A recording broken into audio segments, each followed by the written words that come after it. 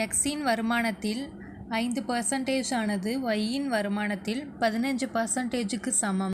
10% ஒய்யின் வருமானம் 20% இசட்டின் வருமானத்திற்கு சமம். இங்கு இசட்டின் வருமானம் 3000 எனில் எக்ஸ், ஒய் மற்றும் இசட்டின் மொத்த வருமானம் காண்கன்னு கேட்டிருக்காங்க.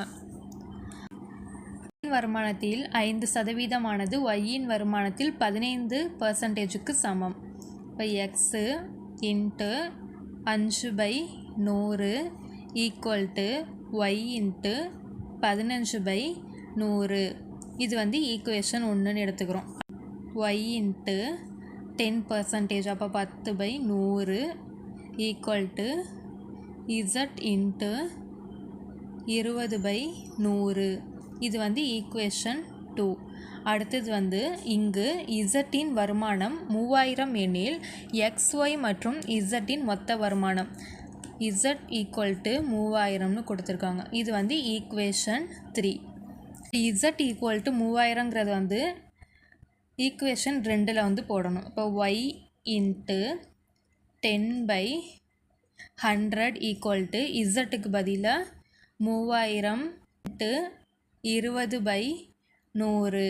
0க்கு ஒரு 0 கேன்சல், இங்கே 2 0க்கு 2 0 கேன்சல்.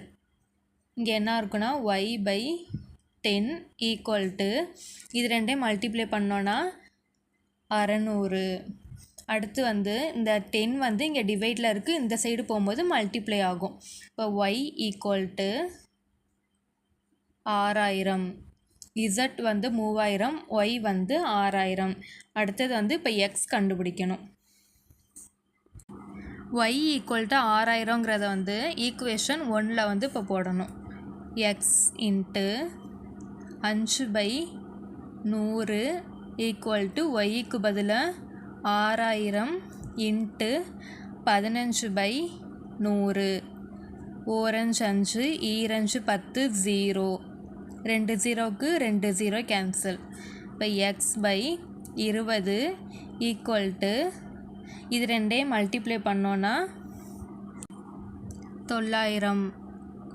அடுத்தது எக்ஸ் ஈக்குவல் டு இது வந்து இந்த சைடு வரதுனால மல்டிப்ளையில் வரும். இப்போ இது ரெண்டையும் மல்டிப்ளை பண்ணோன்னா 18,000. எக்ஸோட வேல்யூ வந்து 18,000, ஒய் வந்து 6000, இசட் 3000. நெக்ஸ்ட்டு எக்ஸ், ஒய் மற்றும் இசட்டின் மொத்த வருமானம் வந்து என்னன்னு கேட்டிருக்காங்க.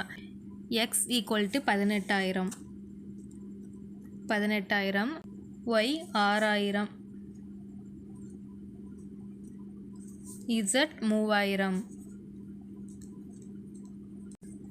இப்போ இது மூணையும் வந்து ஆட் பண்ணோன்னா 0 0 0 6 3 17க்கு 7, பேலன்ஸ் 1 2, 27,000. எக்ஸ், ஒய் மற்றும் இசட்டின் மொத்த வருமானம் 27,000.